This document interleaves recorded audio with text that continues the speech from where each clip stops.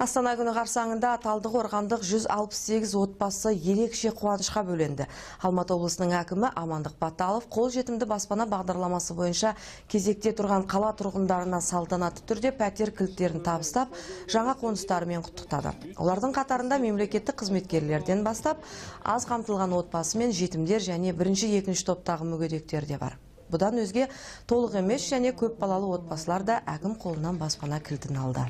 Қазір осы үйден біздің бірталай неше жыл армандап күтіп жүрген сондай достарымыз пәтердің кілттерін алып үйлерінде сондай қуаныш болады. Мен сол үшін бәріңізді осындай жақсылықпен, қуанышпен құттықтап, әрқашан елімізде осындай жақсылықтар, қуаныштар көп болсын дегім келеді.